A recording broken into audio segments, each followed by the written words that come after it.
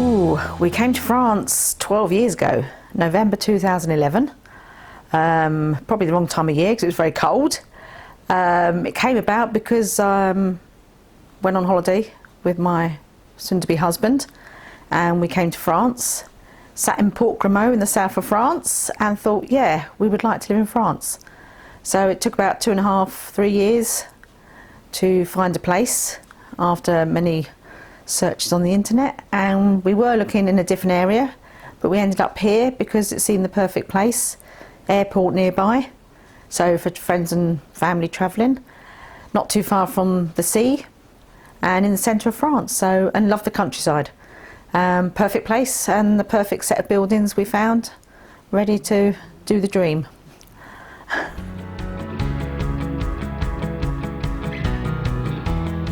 Well, that was another whole episode. The property had been empty for 7 years.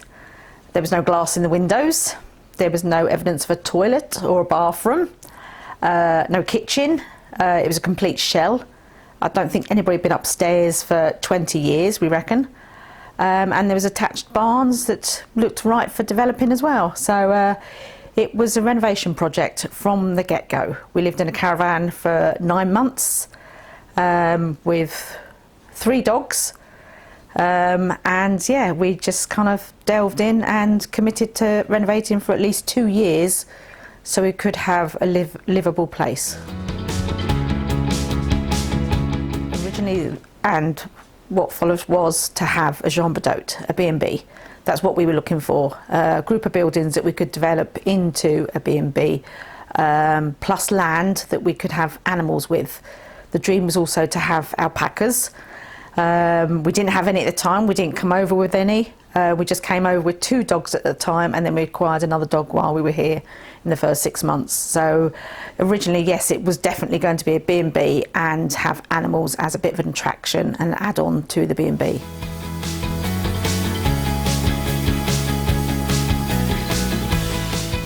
Quite a few hairy moments. When you're with a husband that will climb anything and put himself online, then yes, like balancing on beams of like 20 foot in the air, taking roofs down, having to cut trees that then fall the wrong way, and then he attaches a line to it to make it go the right way, and it's still, the line snaps and it goes the wrong way. Having to run when he's got a beam attached to a tractor and it starts rolling and I have to run out the way. Yeah, a lot of hairy moments, and me stabbing my foot on a few garden implements, thinking I'm going to end up in hospital, but take the boot off and there's nothing happened, so it's just the image that made me scream. Yeah, a lot of hairy moments, getting things stuck in my hair. The expanding foam was a good one. Bent down to sand something, not realising he'd just put some foam in something, and the foam attached to my head and started expanding on the hair. And it took him 2 hours with lots of conditioner to peel it out because I wouldn't let him cut my hair. So yes, some good and funny moments, lots of funny moments. Finances, they were tight. So we bought the house, we left us with a minimal amount. We were determined to do it, and we were expecting a little bit more money to come through. That didn't happen. So we ended up with £200 euros left in the account, and that was panic time. It's like, we haven't finished enough to open as a B&B. What do we do? So for 3 days we couldn't actually talk to each other because we didn't know what we were going to do. And as by chance, somebody that we met out here had a renovation business, and we happened to go to Brico Marché just to look at supplies because we weren't looking to buy, we couldn't buy anything. The guy asked our friend if Trevor could fit some bathrooms, and immediately we're like, yes, he can. And that's where it started, that Trev then thought he would have to possibly lean on plumbing while he was out here, but that's become another avenue, and he's been very successful as plumbing out here and carried on his 50 years of plumbing now out in France, and that got us through and helped us progress the B&B on to be finished and then open, and now he carries on plumbing even more now.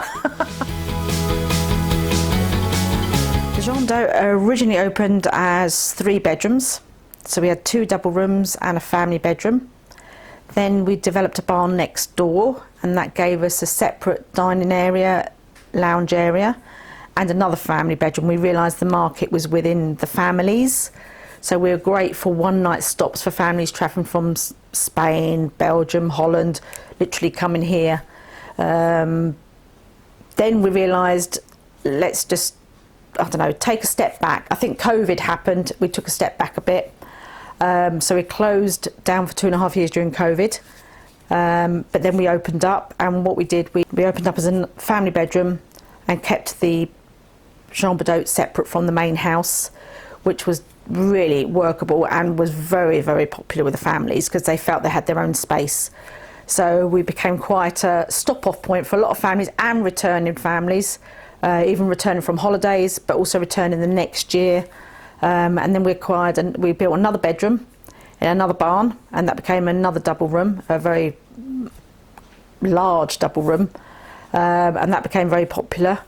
And eventually, yeah, our rating got up to 9.8 on booking.com.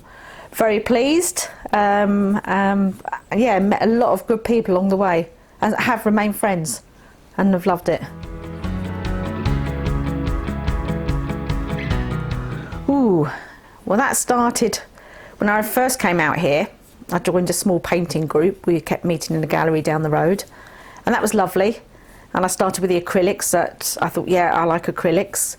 Then I got back into watercolour that I'd learnt at school. I always thought it was wishy-washy, but saw a few demonstrations, videos, and realised how strong watercolours can be, but also unpredictable, which is what I loved. And then because we've got the alpacas, we acquired them after the first lot were 3 males. We got those after being here for 6 months. We didn't even have a proper flushing toilet, but we still got alpacas, as my husband points out. We got the alpacas, we had wool coming off them. And after a couple of years, like, oh, what am I going to do with this wool?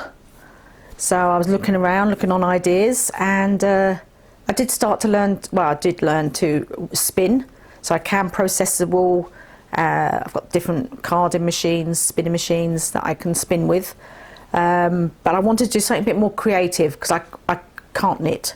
Can't knit or crochet. I can't. So I looked at more things to do with wool, and I came across the hanging fairies, which started as the fairy den.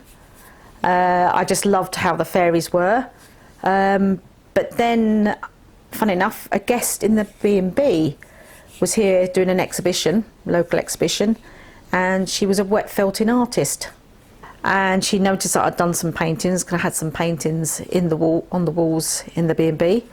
It's like, and I mentioned I was looking for an idea.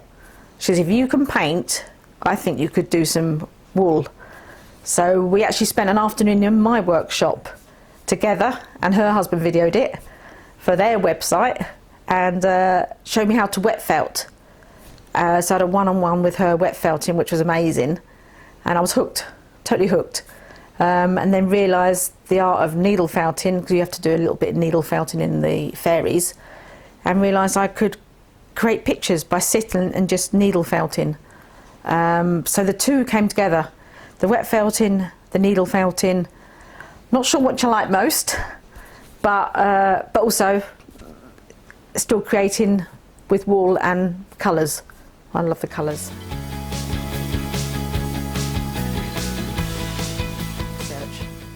Lots and lots of research. I thought I'd done plenty of research, and luckily I had done plenty of research. And it was, dare I say it, a bit easier in those days before the dreaded Brexit. But it's still possible, but lots of research. Find the perfect house that you're happy with. For us, France gave us opportunities that we would not have had in England. It gave us options, which I loved. We've explored quite a few options, found what's right for us, found our little niche. Okay, Trevor is still working, but in a different kind of way. And we've got our space, the fields, the dogs, the animals, the alpacas, and lots of friends out here, and find the right area that suits you. You're thinking, oh great value, that hill surrounded by nothing, that'd be fantastic for us. But actually it turned out that we preferred being in a hamlet rather than be stuck on a hill on our own. Because it could get lonely out here, and it can get lonely out here, especially when COVID hit. It was a very lonely time, but that for me boosted my crafting in my head mentally. It's like I have now time to boost it, and that's what kept me going. But I would certainly do a lot of research before coming out here and have a backup plan. If you can't do this, what could we do instead that could work better? And luckily we could fall on Trevor's skills as a plumber that kept us going, but eventually when he retires, this will now be our plan C, I suppose, or D even, that we've gone into, because be willing to change and explore other avenues, which is what we've done as well. Oh, the laid-back lifestyle for us suits us very well mentally. Even visiting England, it's too much. It's too much, too many cars, too many people. Great to see friends and family. But here is the space. Even during COVID, I could walk around my fields and feel space. Hardly any traffic. Love that. Love driving in France, whether it's to Dieppe and back, there's still hardly any traffic. Even to Bordeaux, there's hardly any traffic compared to England. Yes, you make allowances that sometimes the shops close for lunch, but that's like going back to the old days, which I love, and your day works around that. Having time to see family and friends. So when we do have family and friends visiting, it's quality time. I love that. But also seeing friends out here. Spend good times with friends out here as well. And you get to know who people are properly, which I love. Yes, the premises are changing slightly. A bathroom has been ripped out already. We've got in mind now that we're going to be using 4 double bedrooms, and from a B&B it would now be a retreat and for workshops to share the craft of felting, wet felting mainly to begin with, hopefully going down the route of needle crafting and maybe painting.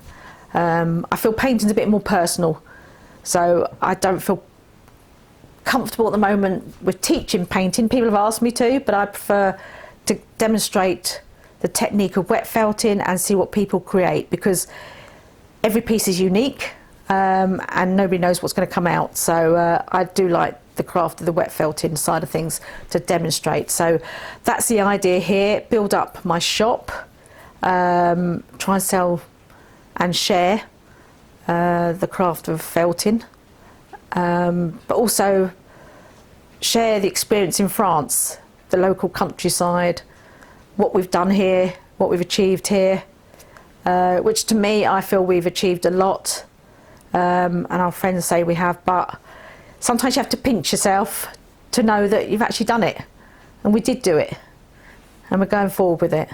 So that's the plan, is retreats and workshops for the future. Right, so when people arrive we can offer a pick-up service.